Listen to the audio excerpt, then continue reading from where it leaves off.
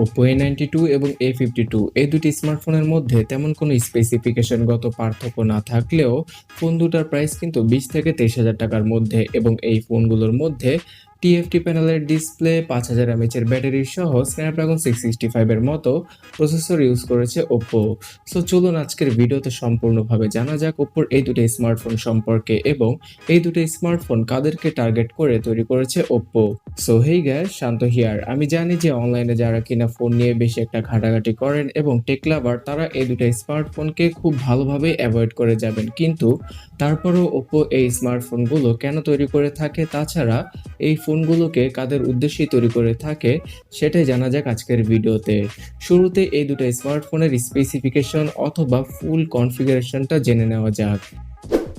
Oppo A92 এবং A52 এই দুটো স্মার্টফোনেরই ডিজাইন এবং বিল্ড কোয়ালিটি একদম একই, কারণ এখানে প্লাস্টিক বিল্ড ইউজ করেছে Oppo। তবে ফোনটার রিয়ার প্যানেলে যে গ্লসি ডিজাইনটা ইউজ করা হয়েছে তার জন্য অফলাইনের ক্রেতারা খুব ভালোভাবে আকৃষ্ট হয়ে যাবেন, যদিও কিনা এখানেও থাকছে প্লাস্টিকের ছোঁয়া। তাই অবশ্যই আমি রেকমেন্ড করব, যদি আপনি ভবিষ্যতে এই ফোনটাকে পারচেস করতে চান তাহলে অবশ্যই ব্যাক কভার ইউজ করার চেষ্টা করবেন, না হলে খুব সহজেই স্ক্র্যাচ পড়ে যাবে এই দুটি স্মার্টফোনের মধ্যে। আর ডিসপ্লে সেকশনে এই বাজেটের মধ্যে তারা টিএফটি প্যানেল অফার করছে আমাদের। শুনতে অনেকটা হাস্যকর মনে হলেও এই কাজটাই করেছে তারা।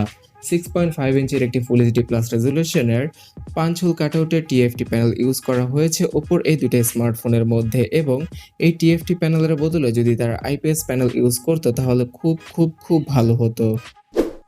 তাছাড়া অ্যান্ড্রয়েড 10 এর সাথে ColorOS 7.1 এর সফটওয়্যারটি থাকছে এই স্মার্টফোনের ইউআই হিসেবে, এবং স্ন্যাপড্রাগন 665 এর সাথে 4GB এবং 128GBর স্টোরেজ ইউজ করা হয়েছে Oppo A52 স্মার্টফোনটির মধ্যে, এবং A92 স্মার্টফোনটির মধ্যে থাকছে 8GB এবং 128GBর স্টোরেজ। আর এই দুটো স্মার্টফোনের স্টোরেজ টাইপ হচ্ছে গিয়ে UFS 2.1 এর, যেটা কিনা খুবই ভালো একটা ব্যাপার, কারণ বাজেট অনুযায়ী 20,000 টাকার উপরের সবগুলো স্মার্টফোনের মধ্যেই আমরা এরকম টাইপের স্টোরেজ দেখে আসছি। তবে A92 স্মার্টফোনটির মধ্যে আপনারা ডেডিকেটেড স্লট ইউজ করতে পারবেন মেমোরি কার্ড শেয়ার করার জন্য, কিন্তু A52 স্মার্টফোনের মধ্যে আপনাকে সিম কার্ডের স্লটটিকে ইউজ করতে হবে মেমোরি কার্ড ইনস্টল করার জন্য। সো বন্ধুরা, এবার চলুন ক্যামেরা সেটআপ সম্পর্কে জানা যাক। A92 এবং A52 এই দুটো স্মার্টফোনের রিয়ার সাইডের যে ক্যামেরাটি রয়েছে সেখানে থাকছে কিছুটা পার্থক্য।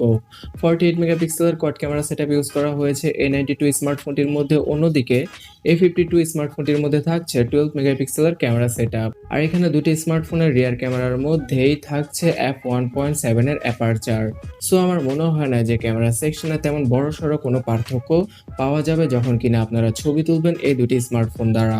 তাছাড়া স্ন্যাপড্রাগন 665 এসওসিটি থাকায় 4K রেকর্ডিং পসিবল হবে এই দুটি স্মার্টফোন দ্বারা। আর এর সাথে ইআইএস এর সাপোর্ট তো থাকছেই, নর্মাল স্লো মোশনের ফিচারও থাকবে এই দুটো স্মার্টফোনের ক্যামেরা অ্যাপের মধ্যে। আর 16 মেগাপিক্সেলের সেলফি ক্যামেরাকে ইউজ করেছে Oppo তাদের এই স্মার্টফোন দুটির মধ্যে। অন্যদিকে ব্যাটারি সেকশনে থাকছে 5000 mAh এর ব্যাটারি এবং তার সাথে 18 ওয়াটের ফাস্ট চার্জিং আউটপুট, যেটা কিনা এই বাজেটের মধ্যে একটা নর্মাল ব্যাপার। এর সাথে সাইড মাউন্টেড ফিঙ্গারপ্রিন্ট স্ক্যানার এবং ছোট বড় সব ধরনের সেন্সরের দেখা পাওয়া যাবে এই দুটো স্মার্টফোনের ভেতরে, তবে থাকছে না কোনো নোটিফিকেশন এলইডি লাইট এবং আয়ার ব্লাস্টার সেন্সর। সো বন্ধুরা, এতক্ষণে হয়তো আপনারা বুঝতেই পেরে গিয়েছেন যে এই দুটো স্মার্টফোনের মধ্যে ডিসপ্লে এবং বিল্ড কোয়ালিটি তেমন একটা সুবিধার নয়। এছাড়াও এখানে বাজেট অনুযায়ী তেমন ভালো একটা প্রসেসর ইউজ করতে পারেনি Oppo। সো পারফরমেন্সটা খুব খারাপ পাওয়া যাবে বাজেট অনুযায়ী, তবে ডেইলি টাস্কগুলো কিন্তু আপনারা খুব সহজেই হ্যান্ডেল করতে পারবেন ফোন দুটি থেকে।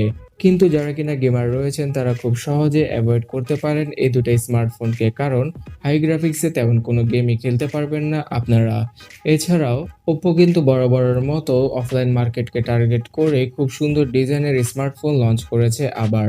সো যারা কিনা অফলাইনে বেশিরভাগ স্মার্টফোন কেনাকাটা করে এবং বেশি একটা টেকি নয় তাদেরকে Oppo এই দুটি স্মার্টফোন খুব সহজেই সেল করে দিতে পারবে।